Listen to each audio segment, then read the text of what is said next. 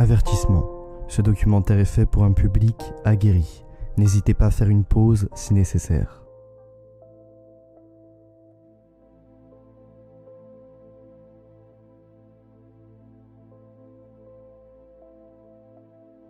Le meilleur des mondes, Aldous Huxley, 1931. Dans cette société, la reproduction sexuelle telle qu'on la conçoit de nos jours a totalement disparu. Les êtres humains sont tous créés en laboratoire. Les fœtus y évoluent dans des flacons et sont conditionnés durant leur enfance.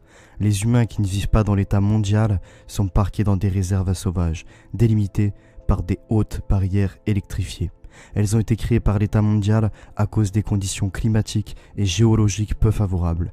Il n'a pas valu la peine ni la dépense de civiliser. Le président Franklin D. Roosevelt, 1935. En 1935, le président Franklin D. Roosevelt approuve le nouveau dessin du billet de $1, faisant figurer sur une monnaie américaine les deux faces du grand sceau des États-Unis. Sur la première face, un aigle étend ses ailes. Sur la seconde, un œil dans un triangle rayonne au sommet d'une pyramide inachevée de 13 rangs. Surtitré en latin, Haeunut Corporis. Elle approuve notre entreprise. Et sous-titré Novus Ordo Seclorum, nouvel ordre des siècles. Il serait la preuve d'une machination des francs-maçons. Union Now, Clarence Strait, 1939. La première thèse du livre précise que l'objectif principal est le gouvernement mondial. Ainsi, le second chapitre de Union Now est intitulé Le problème prioritaire, le gouvernement mondial.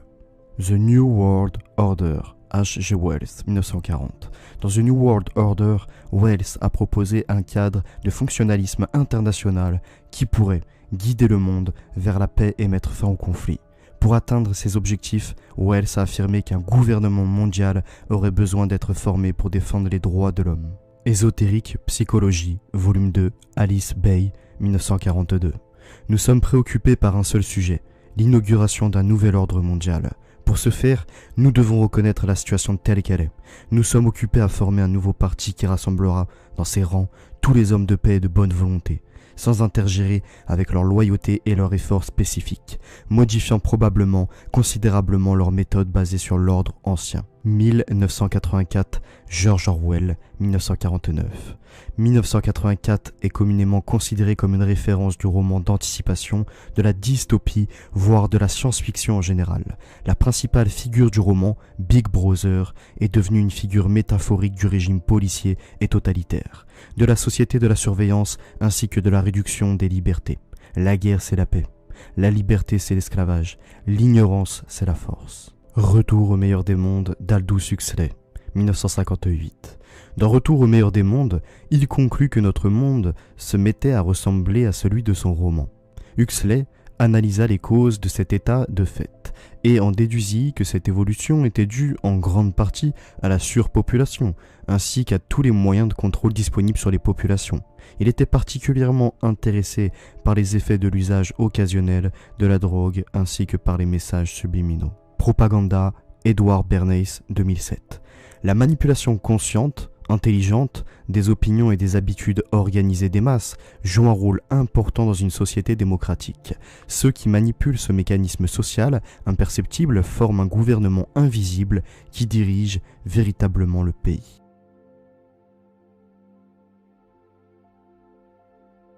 Richard Gardner, Foreign Affairs, avril 1974. The Hard Road to World Order, page 558. La demeure de l'ordre mondial devra être construite en partant du bas plutôt qu'à partir du haut. Mais le contournement de la souveraineté nationale, en l'érodant morceau par morceau, réussira beaucoup plus que le démodé assaut frontal. Gardner est membre du CFR et également de la commission trilatérale. Carol Quigley, 1975. Tragedy and Hope, 1966, page 324.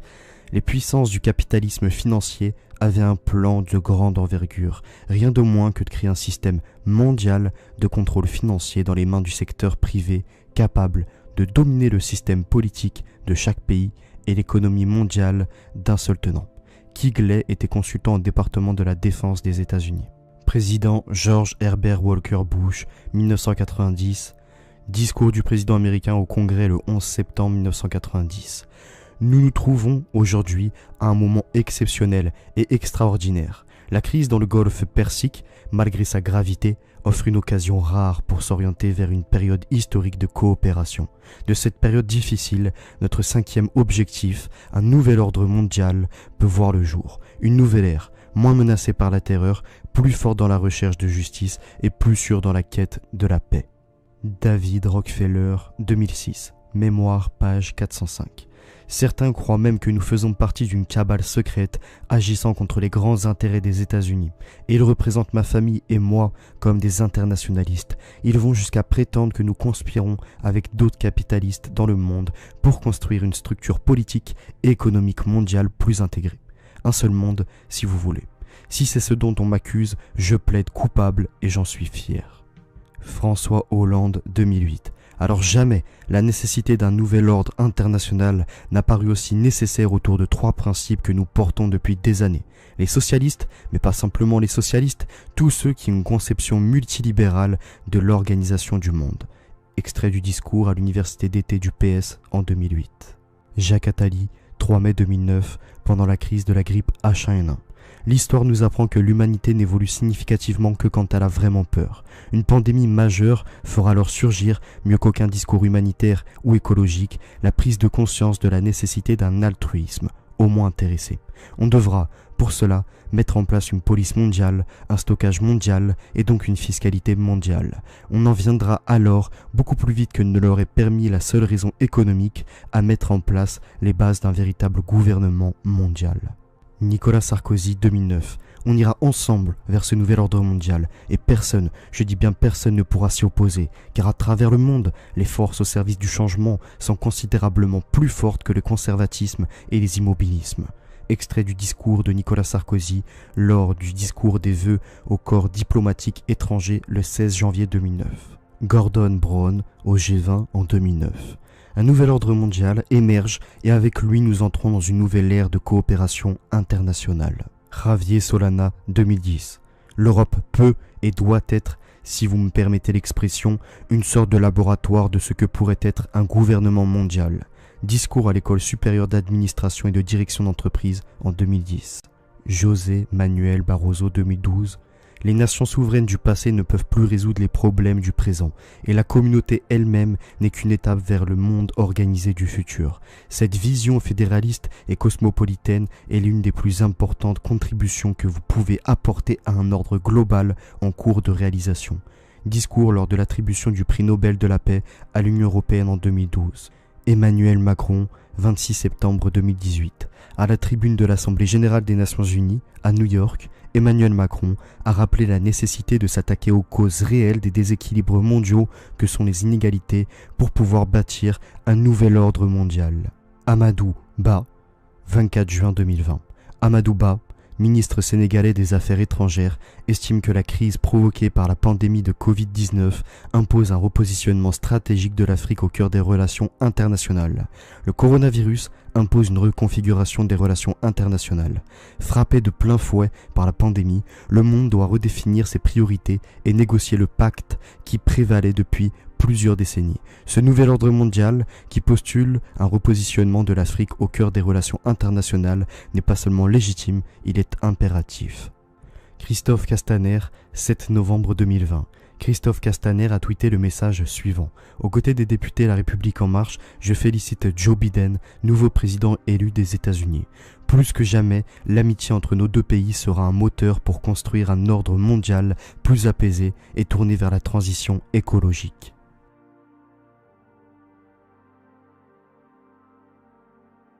Quelques corporations et organisations. The Cardi Group, Foreign Affaires, le Club de Rome, la Trilatérale, Rennes Corporation, le Club de Bilderberg, les francs-maçons.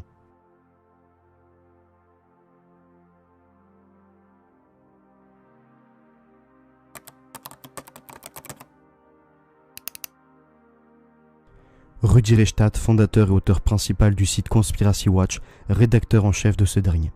Benoît Bréville, rédacteur au Monde diplomatique, estime que Rudi Reichstadt n'a rien d'un chercheur, que son site relève davantage du blog collectif que d'un quelconque observatoire, qu'il n'aime pas les critiques.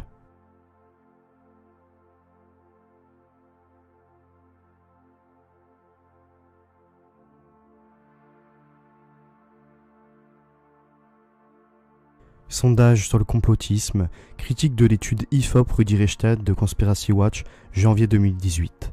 La qualité de cette publication est particulièrement calamiteuse, le classement de ce sondage dans la catégorie fake news s'impose presque de lui-même. Un sondage idiot.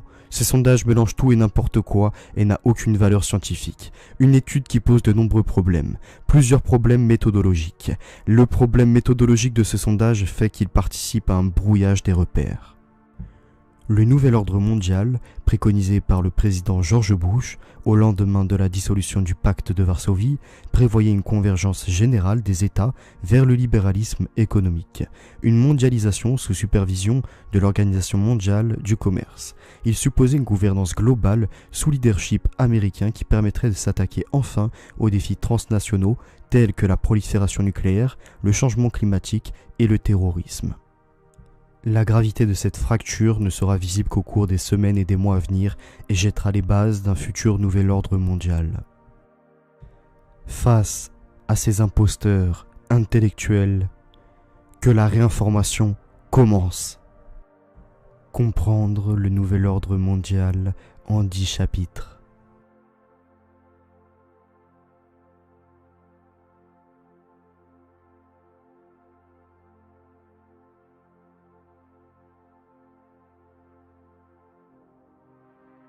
Qu'est-ce que la propagande ? La propagande est un concept désignant un ensemble de techniques de persuasion mis en œuvre pour propager avec tous les moyens disponibles une idée, une opinion, une idéologie ou une doctrine et stimuler l'adoption de comportements au sein d'un public cible. En latin médiéval, propaganda est l'adjectif verbal de propagare, signifiant littéralement ce qui doit être propagé. Quel est le but de la propagande ?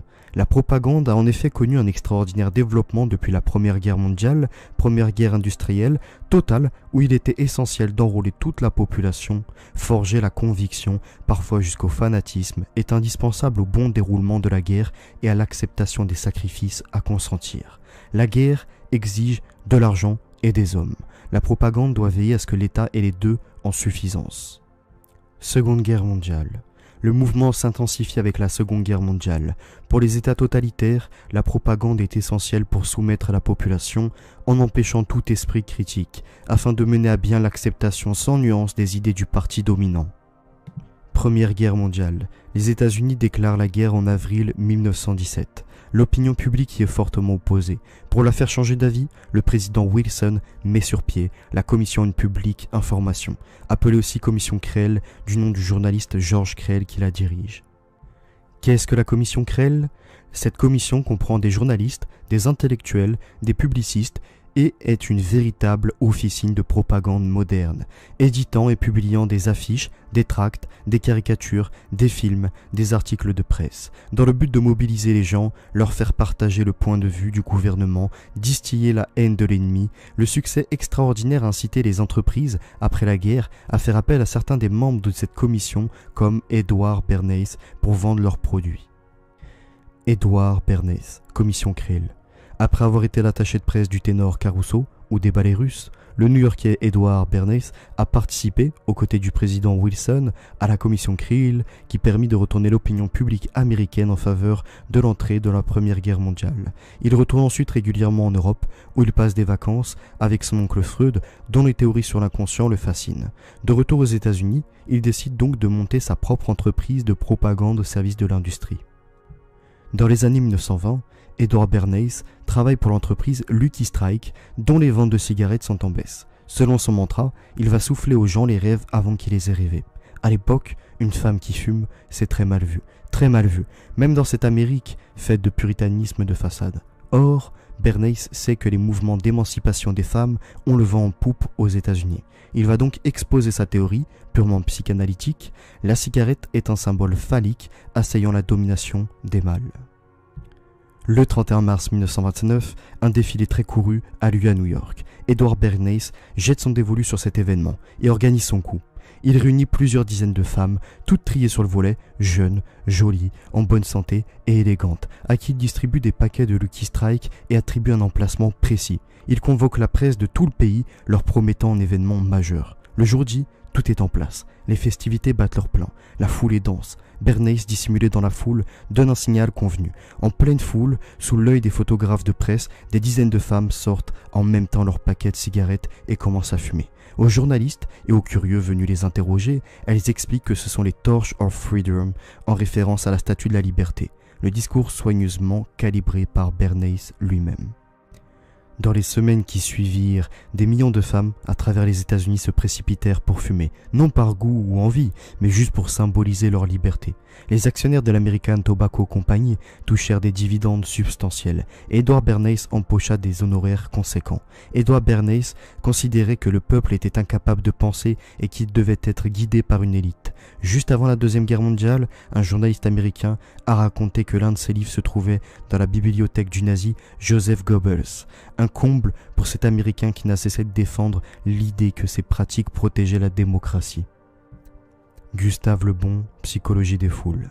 La psychologie des foules est un ouvrage dans lequel Gustave Le Bon note et analyse les bases de la manipulation des masses. L'individu, faisant partie d'une foule, n'est plus conscient de ses actes. Chez lui, comme chez l'hypnotisé, tandis que certaines facultés sont détruites, d'autres peuvent être amenées à un degré d'exaltation extrême. L'individu en foule n'est plus lui-même, mais devient un automate que sa volonté est devenue impuissante à guider. L'individu en foule est un grain de sable au milieu d'autres grains de sable que le vent soulève à son gré. Et c'est ainsi qu'on voit des jurys rendre des verdicts que désapprouverait chaque juré individuellement. Des assemblées parlementaires adopter des lois et des mesures que réprouverait en particulier chacun des membres qui les composent. L'individu peut accepter la contradiction et la discussion, la foule ne le supporte jamais. L'orateur, en communication intime avec la foule, sait évoquer les images qui la séduisent. L'impuissance des foules à raisonner juste les prive de tout esprit critique, c'est-à-dire de l'aptitude à discerner la vérité de l'erreur, à formuler un jugement précis. Les jugements qu'elle accepte ne sont que des imposés et jamais des jugements discutés. Connaître l'art d'impressionner l'imagination des foules, c'est connaître l'art de les gouverner. Le mouvement des Gilets jaunes en est une belle illustration. Dans le film L'étuche, 31 janvier 2018, on voit ces gilets jaunes manifester. Le mouvement en France débutera à partir du 17 novembre 2018. La gestion du coronavirus en est une autre. Communication, ingénierie sociale.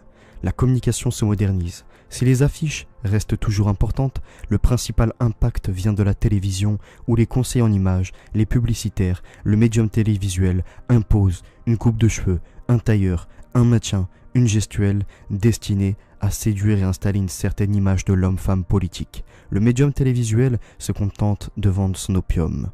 Un tirage de cartes, et voilà que le téléspectateur change de cap. Les meetings bon enfant sont devenus des grandes messes de la communication dont la mise en scène suppose une régie du son et de la lumière, un metteur en scène.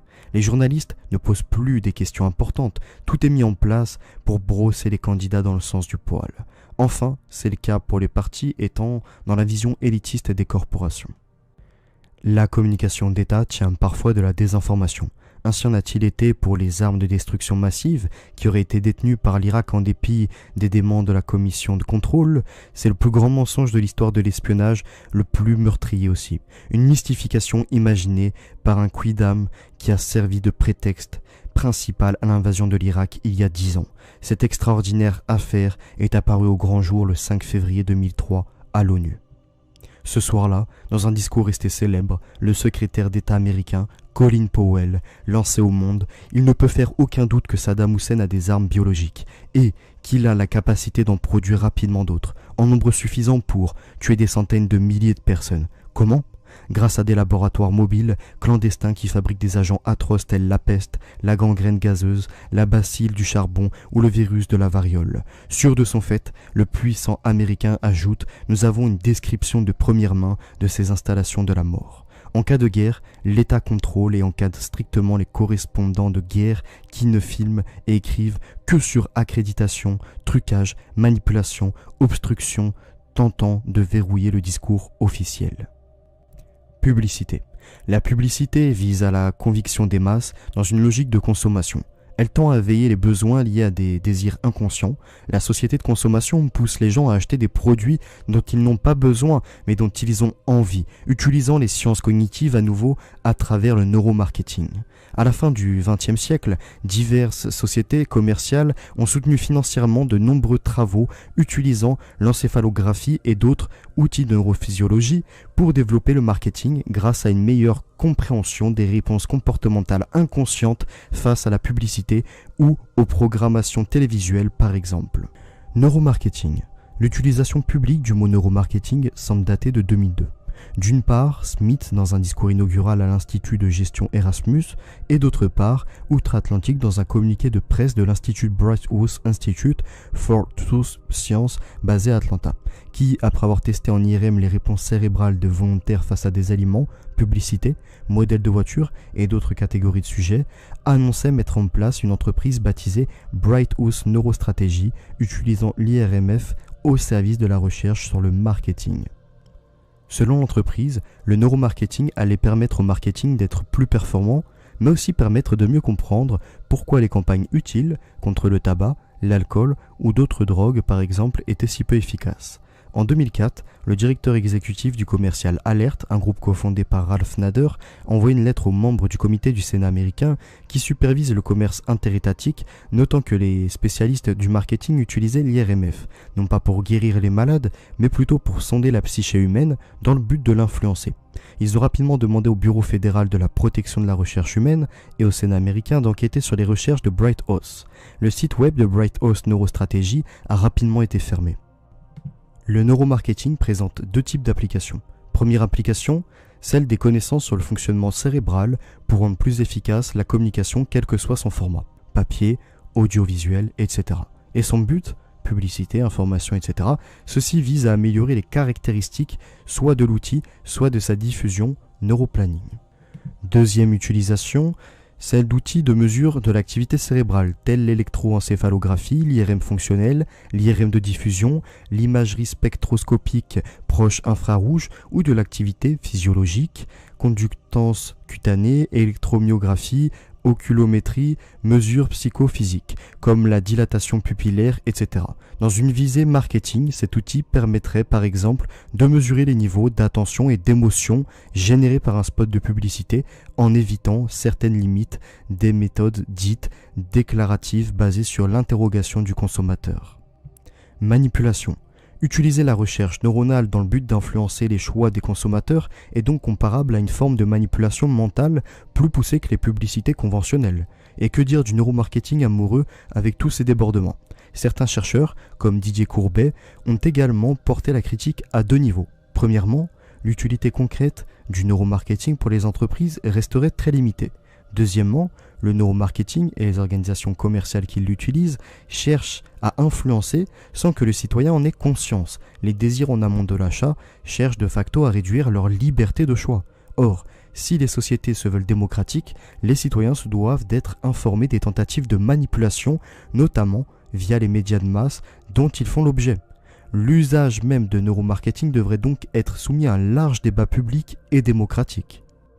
La propagande, comme la publicité, se base sur des études sociologiques, psychologiques, voire même psychiatriques pour manipuler l'inconscient, les désirs refoulés, les réflexes des individus ou des foules. En démocratie, l'opinion publique peut être manipulée par les autorités qui imposent leur imaginaire, leurs codes, leurs priorités, leur sens de l'histoire. Elles estiment qu'une minorité d'hommes intelligents et responsables doit diriger la masse incapable de juger correctement les affaires publiques car elle est dirigée par des forces irrationnelles, inconscientes, des pulsions animales. Ce que George Orwell nomme la novlangue voit le jour aujourd'hui. Exemple, frappe aérienne pour bombardement, dommages collatéraux pour victimes civiles, solidarité pour impôts, intervention humanitaire préventive pour expédition militaire. On accorde des étiquettes péjoratives à un nom, à un personnage ou à un groupe de façon à évoquer des images négatives. Les médias faisant en sorte que fake news soit associé au complotisme, faisant un cocktail nauséabond en mélangeant complot avéré, théorie du complot et également l'idéologie sous le seul terme de complotisme.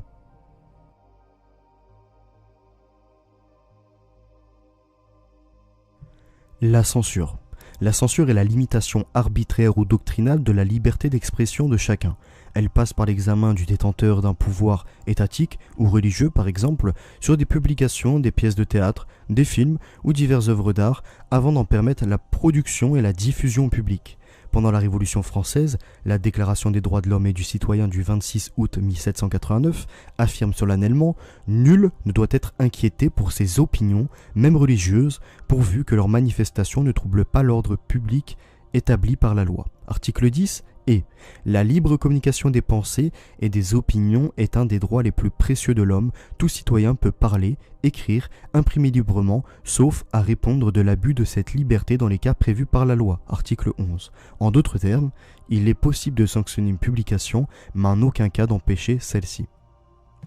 Presque supprimée en fait depuis 1789, à peu près abolie en droit par le décret du 13 janvier 1791, la censure est rétablie par le décret du 2 août 1793 qui ordonne la fermeture des théâtres et l'arrestation des directeurs coupables de jouer des pièces inciviques. Puis le Conseil général de la commune leur fait la loi. Enfin, le 21 mai 1794, la Convention ressaisit la censure, qu'elle attribue à son comité d'instruction publique.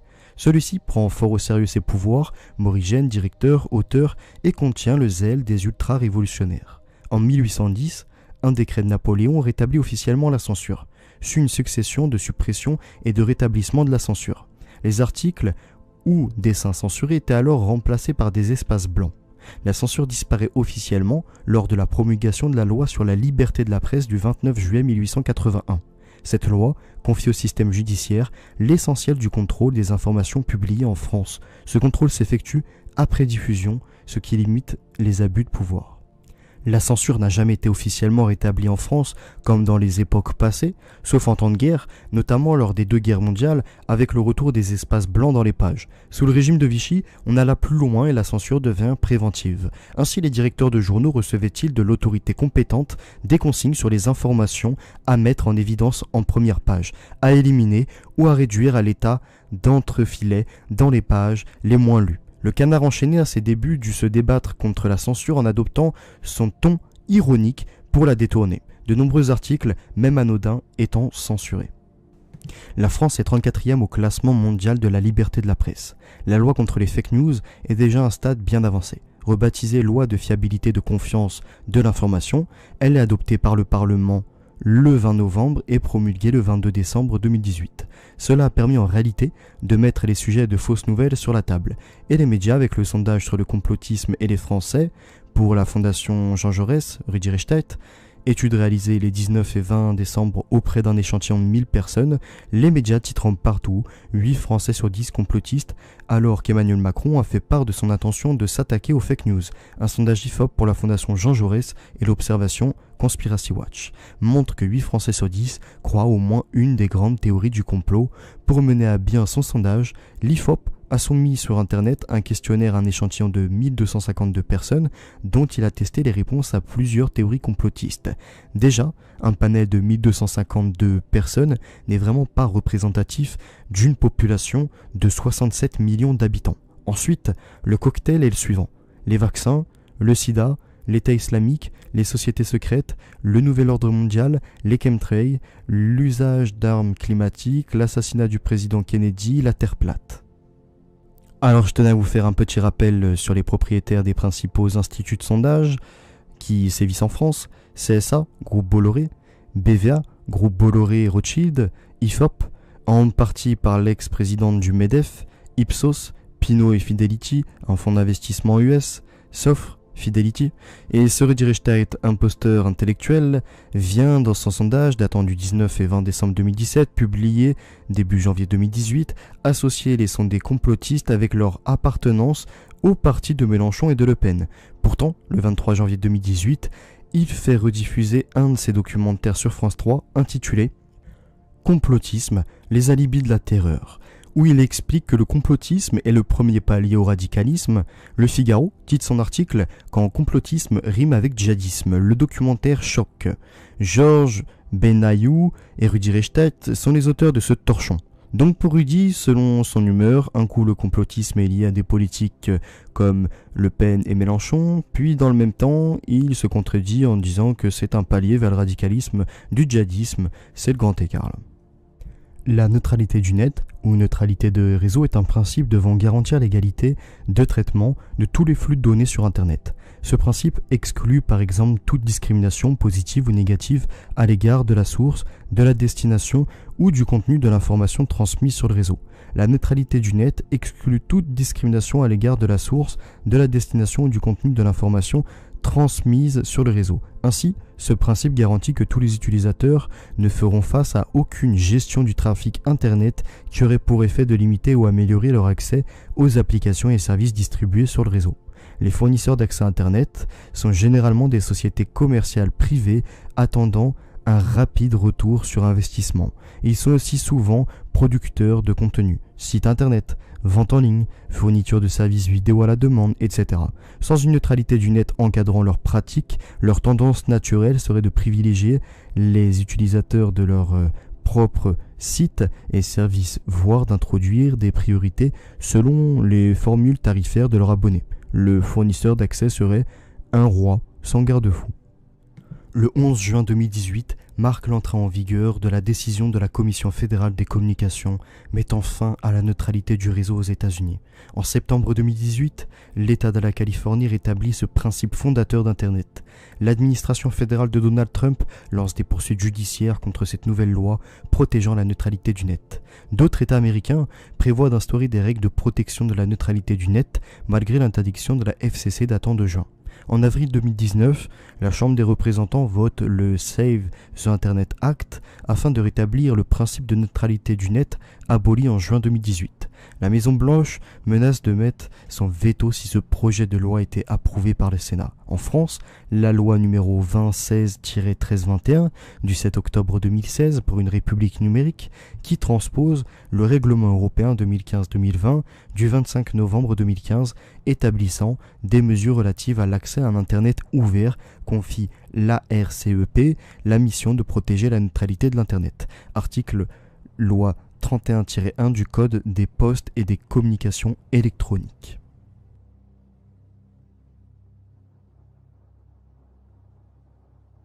Le cinéma apparaît à la fois comme le miroir de la société.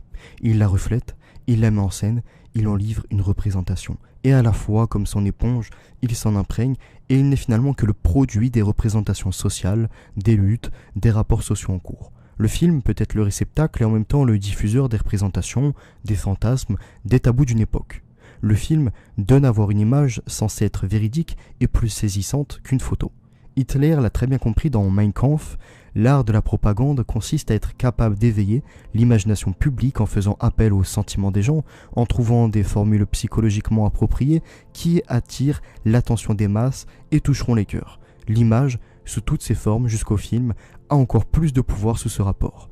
Là, l'homme doit encore faire moins intervenir sa raison. Il lui suffit de regarder et de lire tout au plus les textes les plus courts. Le cinéaste Leni Riefenstahl, en filmant les grands rassemblements nazis, Nuremberg 1934, Sieg des Globens et les Jeux Olympiques de Berlin 1936, Olympia 1938, met en pratique les principes édictés par Hitler. Les films de fiction ont également été enrôlés dans l'effort de guerre, que ce soit en 1940-45 ou aujourd'hui avec la guerre en Irak. Durant la Seconde Guerre mondiale, on fait appel à des grands réalisateurs hollywoodiens pour faire des films de propagande grand public. En 1942, le général George C. Marshall ordonne la création du Army Pictorial Service au sein du US Army Signal Corps pour produire des films destinés à l'entraînement, l'endoctrinement et les loisirs des forces américaines et alliées. L'APS va produire plus de 2500 films durant la guerre. Aujourd'hui encore, les autorités américaines financent certains films de fiction grand public qui défendent leurs idées et positions. Exemple, The Sum of All Fears 2002. Depuis le succès des films, les grands partis politiques n'hésitent pas, même en démocratie, à utiliser ce média populaire à des fins de propagande à destination de leurs militants en commanditant des films partisans, courts ou moyens métrages, des documentaires ou de simples extraits de discours bien montés. Les films d'animation deviennent aussi des armes de propagande durant la Seconde Guerre mondiale. Au Japon, des films d'animation défendent et expliquent la politique expansionniste du pays en Asie et en Asie du Sud-Est. Ces films exaltent le héros japonais qui triomphe de tous ses ennemis. Ces derniers sont souvent tournés en dérision. Aux États-Unis, dès Pearl Harbor, Disney et les studios Warner doivent vulgariser les enjeux du conflit, développer la fibre patriotique, stigmatiser l'ennemi. Par ses ressorts propres et sa mise en scène attractive, le dessin animé est alors un formidable instrument de manipulation. Il acquiert un pouvoir d'influence considérable et devient un allié important de la propagande politique. Les dessins animés emploient la caricature animalière dans la tradition des fables de La Fontaine. Ainsi, Hitler est le grand méchant loup, car le loup, toujours porteur de symboles négatifs, représente tout ce qui a toujours suscité la peur dans le monde occidental. The Walt Disney Company est une entreprise américaine créée en 1923 par Walt Disney sous le nom Disney Brothers Studios. Elle est en 2012 le premier groupe de divertissement au monde présent dans l'industrie des médias, journaux, radio, télévision, internet, avec des émissions et séries télévisées alias Desperate Housewives, etc. Du cinéma avec des courts-métrages d'animation Mickey House, Donald Duck, Dingo, etc. Des longs-métrages d'animation et des films en prise de vue réelle dans l'industrie du tourisme, parcs d'attractions dont Disneyland et Walt Disney World Resort, hôtels, bateaux de croisière et des loisirs, spectacles, ainsi que les productions dérivées de ces nombreuses productions, jeux et jouets, jeux vidéo, vêtements, etc. Elle assure aussi la distribution de productions de tiers. Le studio diversifie ses productions cinématographiques en créant ou en achetant d'autres studios, Miramax, Touchstone, Hollywood. Au milieu des années 1990, l'entreprise se diversifie dans les nouvelles technologies liées à Internet, Walt Disney Internet Group, les jeux vidéo, Disney Interactive, et devient un important groupe de médias avec l'achat d'ABC ESPN, production et rediffusion télévisuelle radio. Le début des années 2000 est marqué par des problèmes financiers variés et la vente de certaines filiales. Mais en parallèle, l'entreprise réalise de nombreux achats de sociétés dans les domaines variés, Internet, télévision, jeux vidéo, etc. La fin des années 2000 voit l'entreprise devenir gestionnaire et distributrice de licences avec entre autres les catalogues Disney, de Baby Einstein, des Muppets Jetix, de Pixar, acheté en 2006, de Marvel, acheté en 2009, de Lucasfilm, acheté en 2012 et le 14 décembre 2017, Disney annonce acheter plusieurs actifs du groupe 21st Century Fox, dont la 20th Century Fox, Sky comprenant Sky Italia et Sky Deutschland, Star India, Fox Sport Net et en 2019, Comcast achète Sky tandis que Disney finalise le 20 mars 2019 l'achat de 20th Century Fox et de Star India.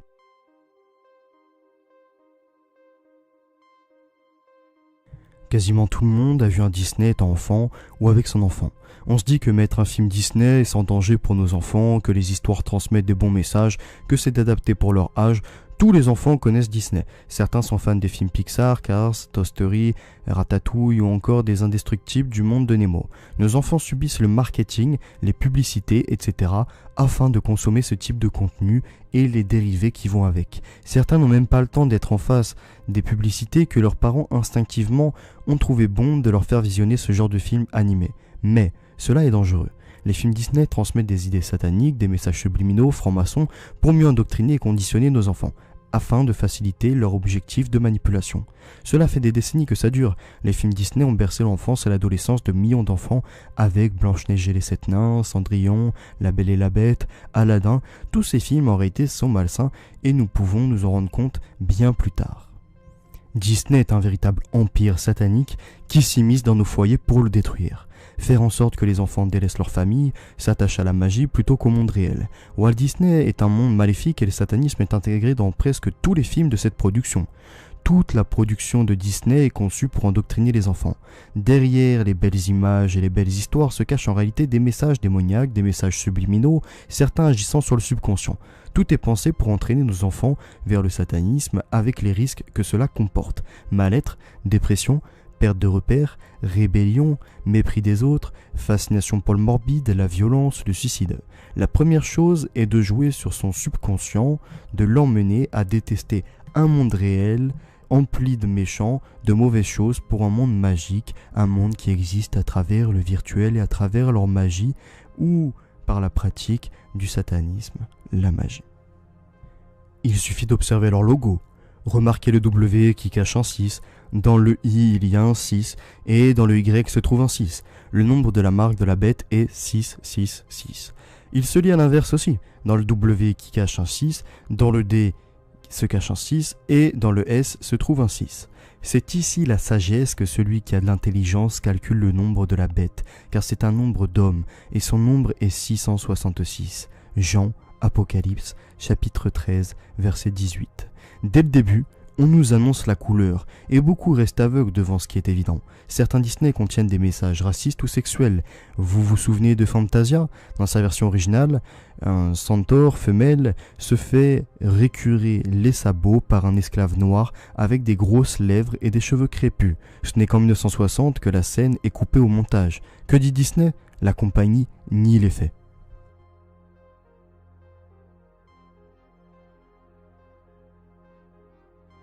En 1951, Walt Disney sort la BD Mickey Mouse and the Medicine Man, dans laquelle Mickey et Dingo sont présentés comme des trafiquants d'une drogue baptisée Peppo, qui désigne de l'amphétamine. À l'époque, totalement légale, les drogues avaient encore le vent en poupe et les campagnes de prévention ainsi que les risques encourus étaient très peu évoqués. Réalisé en 1940, le film Fantasia joue sur le sens des spectateurs à travers une expérience sonore et visuelle. Walt Disney et Leopold Stokowski souhaitaient aller plus loin dans l'immersion et ils envisageaient de diffuser différents parfums dans les salles de cinéma au moment du film. Autant de parties pris qui rappellent les effets du LSD. Vision colorée intense, forme fluide qui change rapidement, modification des sensations, humeur, pensée et perception du monde extérieur. On pense notamment à la séquence de toccata et fugue en ré mineur, illustrée par des formes abstraites et colorées qu'on peut qualifier de psychédéliques. D'après l'historien Jimmy Kempfer, le projet Fantasia serait apparu après un voyage au Mexique où des proches de Walt Disney auraient essayé les psilocybes, des champignons aux effets psychotropes. L'auteur biologiste Jean-Marie Plette rappelle dans son ouvrage Drogue et plantes magiques que la Fantasia est l'une des phases liées à la prise de drogue qui provoquerait un syndrome délirant et franchement hallucinatoire. Alice au pays des merveilles, du gâteau mange-moi, l'expression fall down the rabbit hole qui signifie tomber dans le terrier du lapin, une expression britannique également liée à la prise de drogue hallucinogène, autant de références que l'on retrouve dans le long métrage de 1951. On comprend mieux pourquoi Alice au pays des merveilles semble aujourd'hui être le Disney le plus barré. Les Simpsons, The Simpsons, est une série télévisée d'animation américaine créée par Matt Groening et diffusée depuis le 17 décembre 1989 sur le réseau Fox, désormais propriété de la The Walt Disney Company. Matthew Abraham Groening, né le 15 février 1954 à Portland, Oregon, est un dessinateur, scénariste et producteur de télévision américaine. Il est le créateur du comic strip Life in Hell et des séries télévisées d'animation Les Simpsons, Futurama et Désenchantés. Life in Hell est une bande dessinée hebdomadaire qui met en scène des lapins anthropomorphiques et un couple d'homosexuels. On ne sait pas s'ils sont en couple ou s'ils sont frères ou les deux. Groening utilise ces personnages pour examiner un large éventail de thèmes tels que l'amour, le sexe, le travail et la mort. Ces dessins sont pleins d'angoisse, d'aliénation, d'auto-haine, de peur et de malheur inévitables. En 1996, la viande de cheval était un ingrédient secret chez les Simpsons. En 2013 arrive le scandale Spanghero, saison 5, épisode 19, un ennemi très cher.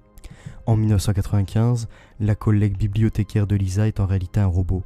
En 2011, des robots se chargent de classifier les livres dans la bibliothèque futuriste de l'université de Chicago. En 1995, les téléphones du futur sont capables de faire passer des appels en vidéo. En 2010, FaceTime a été créé. Saison 6, épisode 19, le mariage de Lisa. En 1996, un interphone high-tech ressemble étrangement à l'iPod première génération. En 2001, celui-ci sort justement pour la première fois. Saison 8, épisode 5, Bart chez les dames. En 1998, les enfants de Springfield jouent à un simulateur de travaux de la ferme. En 2009, il y a eu Farmville et depuis quelques années, les casques de réalité augmentée sont disponibles. Saison 9, épisode 12, un drôle de manège. En 1999, des radiations créent des tomates mutantes dans le monde des Simpsons. En 2013, la radioactivité nucléaire de Fukushima produit les mêmes abominations. Saison 11, épisode 5, une récolte d'enfer. C'est à ce moment que son père révèle qu'il est lui aussi un tailleur de pierre, ce qui donne le droit à Homer de rentrer dans la société. Après un rite initiatique, Homer fait enfin partie des tailleurs de pierre. Il peut ainsi profiter des multiples avantages dont jouissent ses membres, notamment les nombreuses soirées alcoolisées où ils sont conviés. Saison 6, épisode 12, Homer le Grand. Dans Les Simpsons, la promotion de l'alcool est très présente. La série se moque souvent de Dieu, faisant passer les croyants pour des fragiles, comme les fils de Flanders, promotion de la pensée des extraterrestres et également, de temps en temps, de Satan à travers Les Simpsons Horror Show. Une statue publicitaire géante à l'image du diable a été vue dans Les Simpsons Horror Show 6, où elle a pris vie avec les autres personnages de publicitaires et a été convaincue par Bart Simpson de détruire Springfield Elementary School. Le diable apparaît également dans Simpson Horror Show 22, il est considéré comme étant responsable de Dieu, et lorsque Ned Flanders dit « Est-ce que cela peut empirer ?», puis il s'avère que le fantôme de Maud Flanders couche avec le diable. Le diable est l'époux du fantôme de Maud Flanders. Le diable est mentionné ou apparaît dans une dizaine d'épisodes, et il y a également la promotion du mariage gay, du mouvement LGBT qui fait partie de quelques épisodes des Simpsons. Magie, occultisme, sorcellerie. Autre dérive du cinéma, des séries et des films, c'est la sorcellerie qui est promue depuis des années, notamment avec Harry Potter, qui a banalisé l'occultisme et la sorcellerie, inversant les valeurs humaines et faisant croire que la sorcellerie, source de magie, est bonne. Énormément de séries sont animées autour de la sorcellerie. Buffy contre les vampires, Sabrina l'apprentie sorcière, qui est une série américaine et qui est tournée en dessin animé pour ABC en 1999-2000. En France, la série a été diffusée à partir du 3 septembre 2000 sur TF1, puis rediffusée sur Disney Channel et Canal J. D'autres séries comme Charmed, Supernatural, et il y en a tant d'autres qui touchent toute tranche d'âge, des dessins animés aux séries et sagas comme Harry Potter. Les jeunes, ainsi que les adultes, vont commencer à faire des recherches pour s'intéresser à la magie, pensant que tout le monde a accès à la magie et que c'est sans danger. Puis ils vont rapidement tomber sur la sorcellerie, l'occultisme, le satanisme, avec les produits dérivés. Les jeunes vont commencer par s'amuser avec des capes, des baguettes, puis aujourd'hui, on voit fleurir des Ouija commercialisés pour les enfants, chez Toys R Us et dans d'autres boutiques de jeux pour enfants. Mais le Ouija n'est pas un jeu, c'est de l'occultisme, l'appel d'esprit. Rowling ne crée pas de nouveaux types de sorcellerie imaginaire, mais au contraire, elle présente les pratiques apparues dans les temps anciens qui sont encore utilisées dans l'occultisme contemporain. Rowling reconnaît avoir recherché et étudié les pratiques occultes afin de rendre crédible son histoire. Les admirateurs de l'écrivain pourraient penser que les paroles magiques et dépourvues de sens introduites par elle sont comme une preuve de l'approche fantaisiste et excentrique de la sorcellerie. Mais ces drôles de paroles introduites dans son histoire n'ont que quelques modifications mineures par rapport à la sorcellerie réelle qu'elle décrit. Netflix ne fait pas exception à cette présence et promotion du satanisme, de l'occultisme, à travers son catalogue proposé de ses contenus exclusifs. La banalisation du satanisme est un de leurs buts, normaliser Satan, le démocratiser. Avec comme exemple leur production de la série Lucifer, où ils ont tout fait pour le rendre cool, séduisant, charismatique. Dans cette série, Lucifer est riche et a du succès avec les femmes, a du pouvoir. Ou plus récemment avec la série Les Nouvelles Aventures de Sabrina, le Temple Satanique, une organisation prônant entre autres la séparation de l'Église, de l'État et le droit à l'avortement, a publié cette semaine un communiqué dans lequel il est heureux d'annoncer que sa récente plainte contre Netflix et Warner Bros. A été conclue à l'amiable. Le Temple s'était ému de la représentation d'une statue dans Les Nouvelles Aventures de Sabrina, une série Netflix. Le Temple avait alors manifesté son intention de poursuivre Netflix et Warner Bros. Pour la violation des droits d'auteur, dommage à la réputation de leur entreprise et violation de copyright, réclamant la coquette somme de 150 millions de dollars. Selon le communiqué, le temple est désormais crédité dans le générique des 4 épisodes où figure la statue. On ignore en revanche les autres termes du deal car ils sont soumis à un accord de confidentialité. Le document Oil Satan, en français Gloire à Satan, est une production de Netflix faisant l'apologie du satanisme comme la voix de la raison. Le 1er mai 1989, aux États-Unis, Vicky Pauline, une jeune femme de 29 ans, apparaît sur le plateau de télé de l'animatrice Oprah Winfrey. À cette époque, les émissions de l'animatrice, The Oprah Winfrey Show, sont déjà diffusées à l'échelle nationale et réalisent une grande audience. En direct, Vicky Pauline révéla que sa famille fait partie d'une secte satanique qui remonte au XVIIe siècle, que ces satanistes exercent des professions respectables, avocats, médecins, agents de police. Derrière cette apparence respectable ils s'adonnent à des sacrifices humains, à de l'inceste, à de la pédophilie, au cannibalisme. Spirit Cooking, c'était juste un dîner normal, a déclaré Marina Abramović, ajoutant qu'environ 10 personnes étaient présentes. C'est en fait juste un menu normal que j'appelle la cuisine spiritueuse. Spirit Cooking, a expliqué Marina Abramović, était une performance qu'elle a mise en scène dans un certain nombre de musées du monde entier dans les années 90, peignant des graffitis avec du sang de porc. Elle a également réalisé un livre en édition limitée qui contient diverses recettes. Celui se trouve entre autres dans la collection du Museum of Modern Art de New York. Je veux dire, ce monde est vraiment en train de se transformer en enfer, dit-elle à un moment donné en riant. Je suis complètement étonné, quelque chose est sorti de son contexte dans le but de gagner. Nous vivons dans un monde si étrange, dit-elle. Une vidéo YouTube de la performance qui a eu lieu à Zerintia Association par l'Art Contemporain à Paliano en Italie a été touchée par un grand nombre de commentateurs confus ce week-end. Le théoricien du complot et analyste des médias, Mark Dick, a écrit « Illuminati, Psycho, Podesta et Larry, à quoi vous attendez-vous d'autre ?» De l'art ou l'exposition de leur satanisme.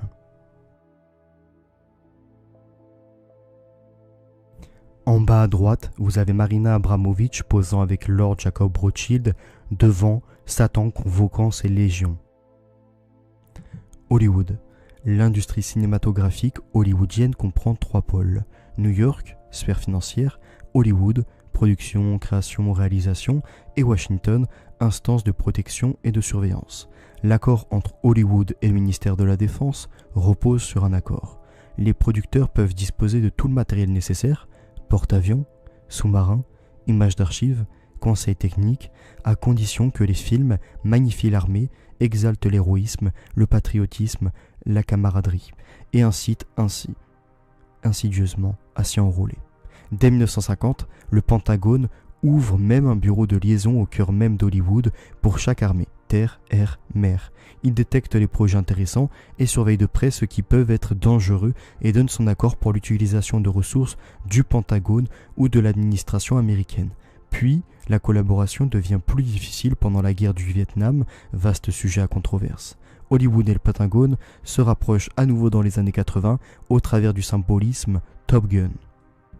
Emilio Pacul et Maurice Ronet ont réalisé à l'occasion de leur reportage Opération Hollywood un descriptif des différents types de coopération possibles entre le Pentagone et l'industrie cinématographique, dont nous retiendrons ces 3 degrés. La coopération de courtoisie et coopération se traduisant par une assistance technique et la fourniture d'images, exemple plan de sous-marin.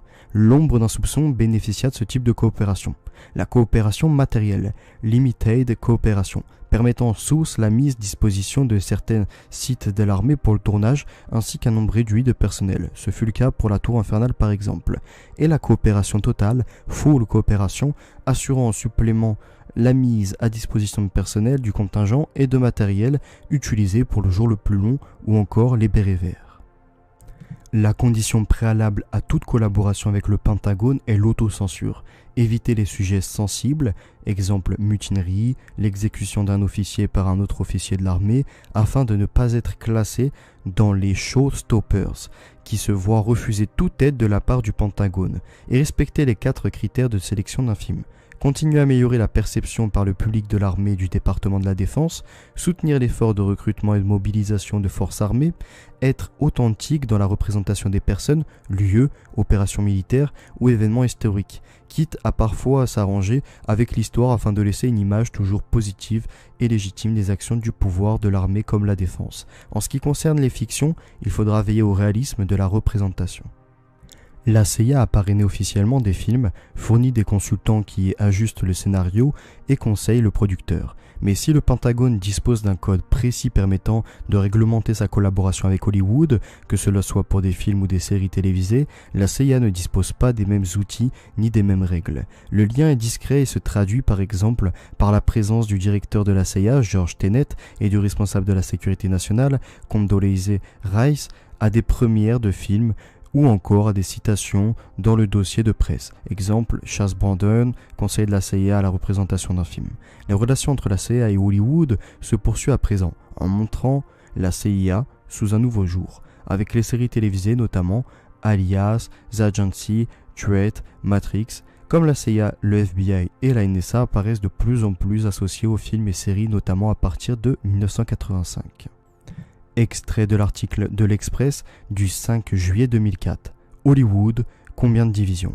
Un mariage de raisons. La naissance de cet axe entre Hollywood et Washington remonte à la Première Guerre mondiale, quand Douglas Fairbanks et Charlie Chaplin parcouraient les États-Unis pour convaincre les Américains de souscrire aux emprunts que l'ensemble de la communauté cinématographique participait à l'effort de guerre. Cet engagement de toute une corporation prendra une tournure exemplaire 25 ans plus tard avec l'attaque sur Pearl Harbor qui voit Roosevelt conférer à Hollywood un rôle et un statut, celui d'une industrie essentielle à la guerre, dit-il alors. Après des études, de hauts responsables militaires US s'inquiétaient que les adolescents et adultes soient soumis à ce même genre d'entraînement hyper réaliste au travers de nombreux jeux vidéo type PlayStation ou de films de conditionnement du même style. Source Courrier International. Par conséquent, on peut se poser aujourd'hui la question de l'influence grandissante et inquiétante du cinéma, de l'industrie de l'entertainment sur les populations. De plus en plus de films violents sortent, préparent la population à une ultra-violence, une sorte de purge. D'autres films se rapprochent plus de la science-fiction comme Independence Day, Mars Attack, E.T., La Guerre des Mondes, Rencontre du troisième type, Invasion à Los Angeles ou encore des séries comme V. Tout est fait pour préparer le subconscient des téléspectateurs au projet Bluebeam, dénoncé par le journaliste indépendant canadien Serge Monast, même si pour le moment le projet Bluebeam reste une théorie. Quant aux stars de Hollywood, sont les esclaves de la drogue, l'argent, la renommée, le sexe, le pouvoir, le commérage et la cupidité. Aucune des grandes stars du cinéma n'a échappé au scandale. Chaplin et ses nymphes, Lana Turner et son amant poignardé, Marlène bisexuelle, Eric Von Stroheim et ses orgies démentielles. En 2019, la star de Batman, Christian Bale, sacré pour Vice, a ainsi remercié Satan de lui avoir donné l'inspiration pour jouer le rôle de l'ancien vice-président Dick Cheney.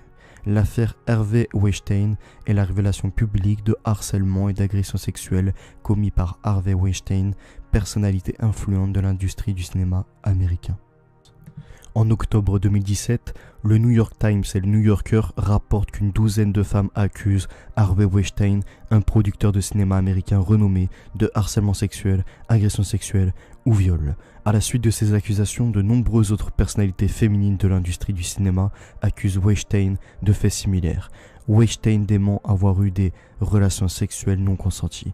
Peu après la révélation des premières accusations, Harvey Weinstein est licencié de sa compagnie, la Weinstein Company, et exclu de l'Academy of Motion Picture Arts and Sciences et d'autres associations professionnelles. Des enquêtes judiciaires et des plaintes sont lancées par 6 femmes à Los Angeles, New York et Londres. À la suite de cette affaire particulièrement médiatisée, de nombreuses personnalités publiques, issues notamment du monde du spectacle, se voient reprocher des faits similaires. Le 24 février, Weinstein est déclaré coupable de viol sur la personne de Jessica Mann et d'agression sexuelle sur la personne de Mimi Alei, mais disculpé de la circonstance aggravante de comportement prédateur. C'est la première reconnaissance de culpabilité de l'ère post-MeToo. Weinstein risquait jusqu'à 25 ans de prison. Il a été condamné à 23 ans de prison le 11 mars 2020.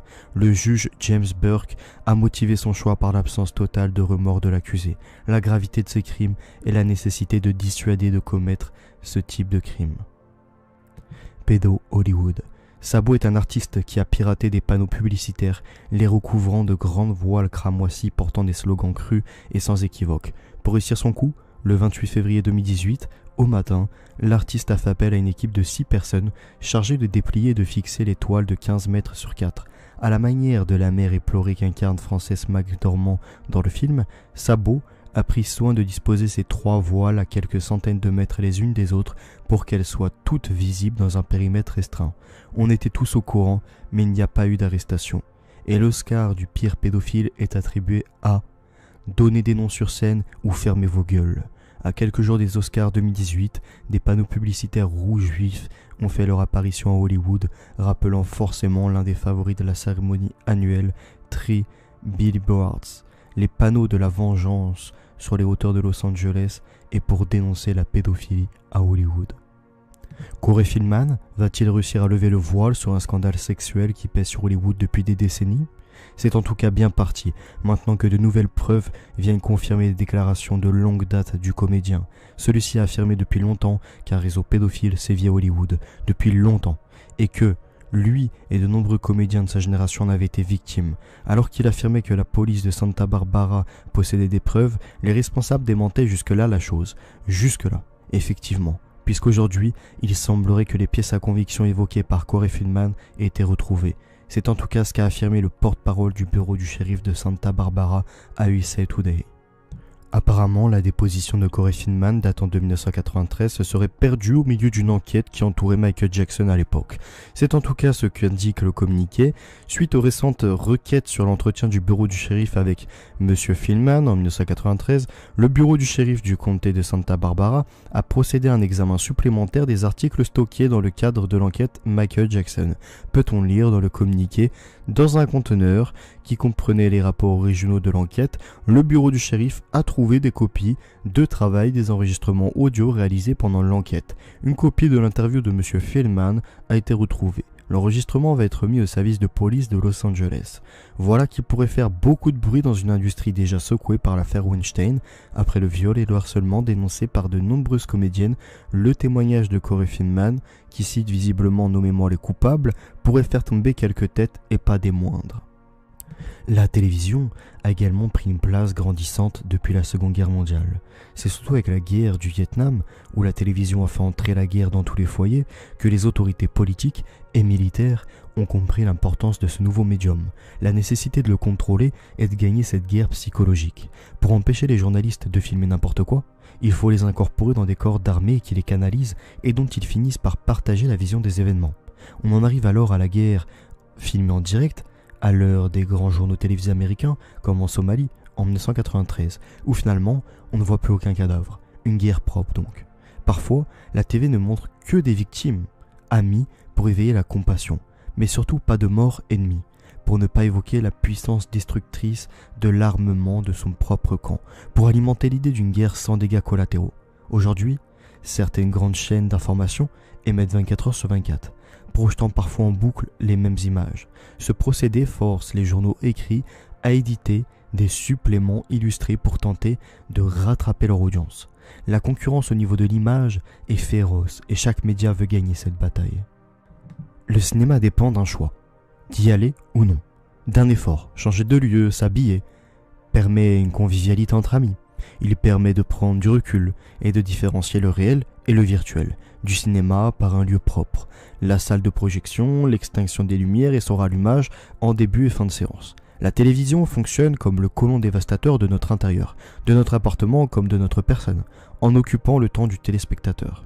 Ces nouvelles séries ont donc renversé les règles. Elles ont pris une importance démesurée dans nos vies, conditionnant notre image physique comme morale selon nos modèles télévisuels, nos horaires, nos rapports humains, notre disponibilité, repas devant la télé, nos comportements, nos valeurs, nos ambitions, notre sexualité, notre devenir en somme. Le téléspectateur se retrouve ainsi exproprié de son temps, de son histoire, de son rythme existentiel. Manger, dormir, parler, se distraire, rêver, aimer, partager, recevoir. Et des siens qui se règlent et se dérèglent sur les tranches horaires télé.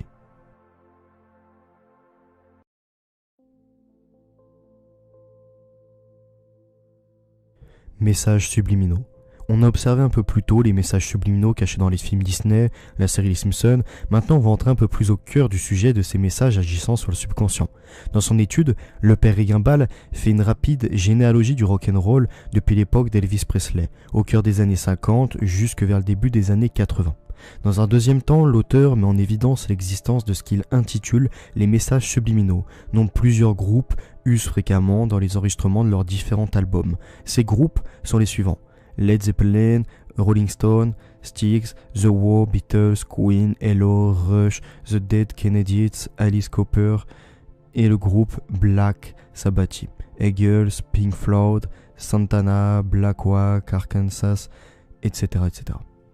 Suite à ces investigations, le père Regimbal définit la nature des messages subliminaux, dresse une typologie de ces différents textes cryptés et finalement, à force d'exemples, démontre le caractère pervers. L'auteur parle de viol de la conscience que peuvent comporter certains types de musique comme le hard rock. Comme l'indique le mot subliminal, du latin subsu, et l'émen seuil, il s'agit de la transmission d'un message destiné à atteindre l'auditeur juste en dessous du seuil de sa conscience.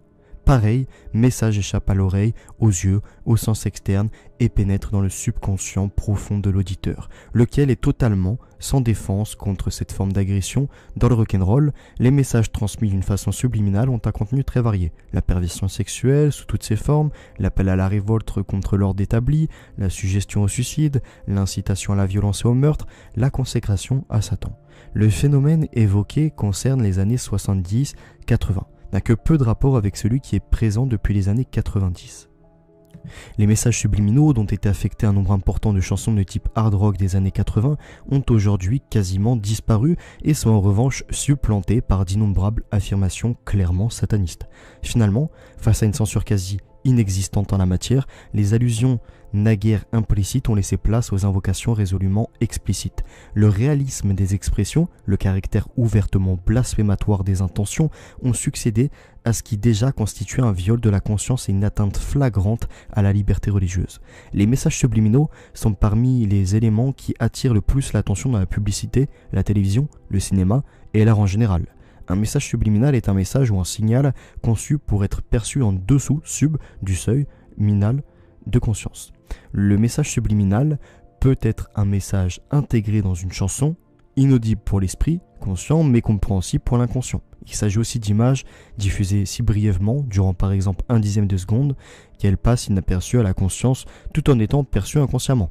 Le sujet peut ne pas consciemment percevoir le message mais le recevoir inconsciemment. La détection de messages subliminaux dans la publicité, la littérature, le cinéma ou la télévision relève de l'exploit. Cela conduit parfois à repérer un mot dessiné à l'aide de nuages ou plus simplement un élément qui surgit dans la scène et en modifie totalement le sens. Images subliminales dans les publicités. Il s'agissait d'une anecdote rapportée en 1957 par James Vicary, alors responsable marketing dans l'État du New Jersey, États-Unis.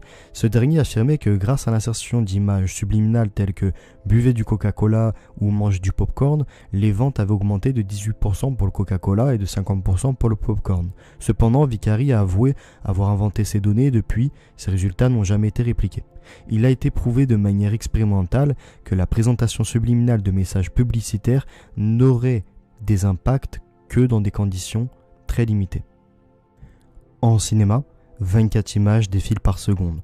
En insérant une image hors contexte, promotionnelle par exemple, cette dernière ne s'affichera que 0,04 secondes et ne pourra donc pas être perçue consciemment par le spectateur, mais peut être enregistrée par le cerveau malgré tout.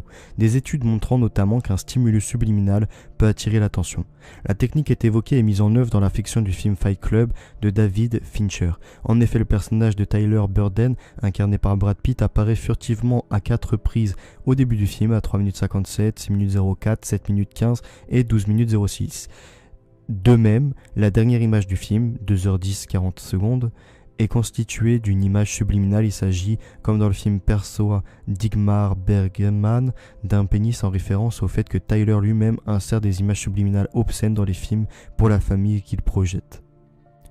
En France, pendant la 2e édition de l'émission Popstar diffusée sur la chaîne M6, le 6 décembre 2001, un téléspectateur affirma avoir détecté 33 images de l'appareil photo Kodak Fun.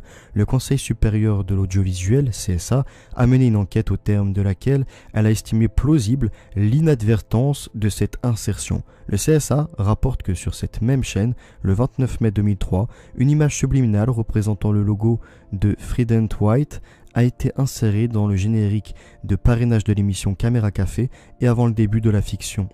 Le CSA note que cette image réapparut dans des conditions similaires les 27, 28 et 30 du même mois et écrivit à la chaîne pour lui rappeler les termes de la recommandation adoptée le 27 février 2002 et pour demander des explications sur ces insertions. L'élection de François Mitterrand. Peu avant la campagne présidentielle de 1988, le visage du candidat et président sortant, François Mitterrand, serait apparu discrètement dans le générique du journal de la chaîne Antenne 2, devenue France 2. Les images furent rapidement retirées et le procès intenté pour manipulation électorale fut perdu car l'image durait plus d'1/20 de seconde, ce qui excluait la qualification de subliminal. L'affaire avait été révélée par Jean Montaldo.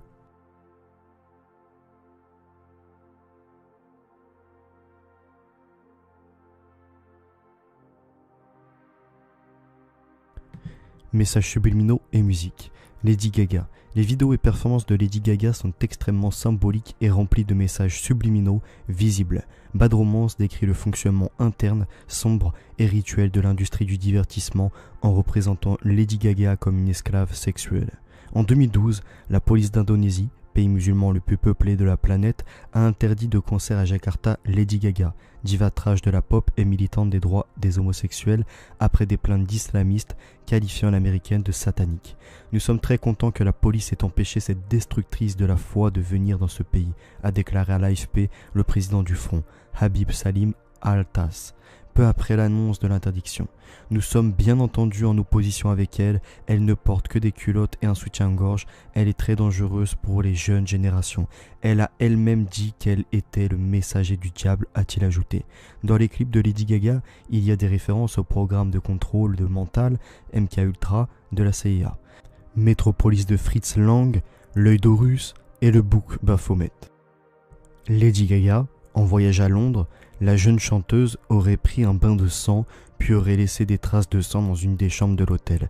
Une femme de ménage de l'Intercontinental Hotel à Londres aurait affirmé que les personnels de l'établissement auraient trouvé une baignoire remplie de sang dans la chambre de la chanteuse. Lady Gaga a laissé de grandes quantités de sang durant son séjour cet été. L'incident a été rapporté par le concierge à qui on a dit d'oublier tout ça, a-t-elle déclaré sur le site Truthcake. Lady Gaga et Marina Abramovic à la soirée Cuisine de l'Esprit en juin 2015 de Marina Abramovic, soirée qui fait clairement référence au cannibalisme. Lady Gaga boit du sang dans la même soirée, les invités mangent des gâteaux en forme d'être humain. Céline Dion. La chanteuse a lancé une ligne dite non genrée pour les moins de 14 ans. Elle veut casser les codes vestimentaires des filles et des garçons. La ligne de vêtements, lancée par Céline Dion en collaboration avec la marque israélienne Nounounous, a valu à la chanteuse québécoise une accusation de satanisme par le père John SF. L'exorciste soupçonne la musicienne d'appartenir à un esprit organisé visant à tromper les enfants. Rihanna. Le 1er février 2012, à 6h55 du matin, Rihanna a tweeté « Fuck you Satan, fuck right off », traduisé dans le sens large du terme « va te faire foutre Satan ». Dans les paroles de ces chansons, il y a du satanisme, du sexe, du pouvoir, de l'argent, des messages subliminaux. Dans le clip de la chanson Umbrella, feat. Jay-Z, on peut penser que Rihanna a deux rôles. Dans un premier temps, elle joue un démon, qui tente de la posséder en la séduisant, mais elle joue aussi son propre rôle. C'est une sorte de dialogue entre le diable et elle. C'est Jay-Z qui commence la musique.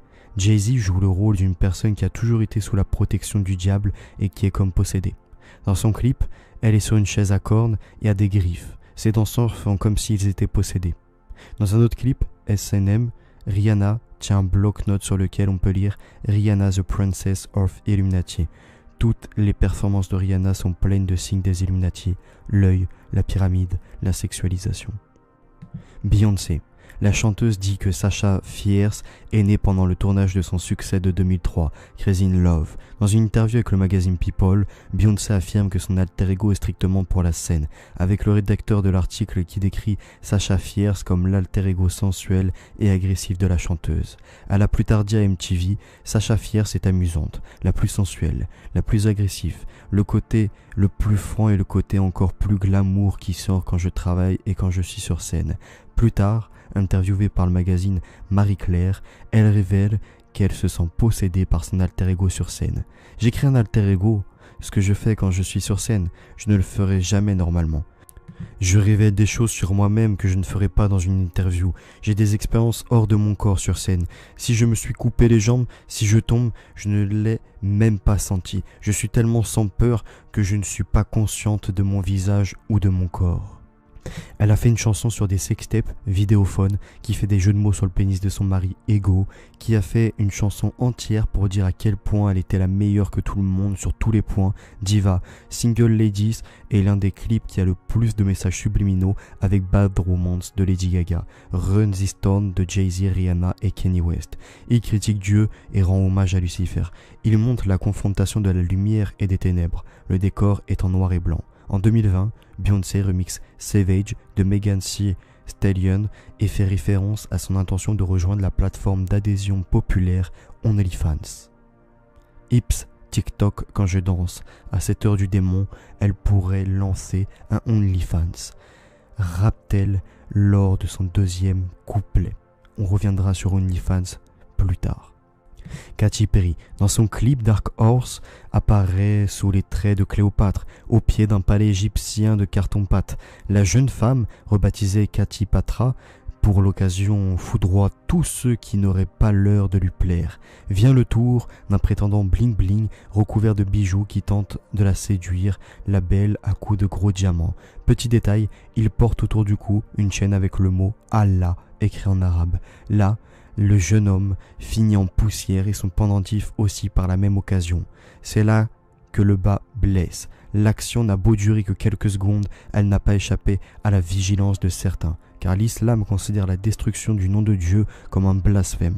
Dans ce clip, il y a l'utilisation de symboles comme l'œil d'Horus. Katy Perry ne cesse de faire la promotion de la sexualité précoce, l'homosexualité, la magie et le matérialisme dans ses clips. Dans son clip Bon Appétit, elle fait la promotion du cannibalisme, spirit cooking.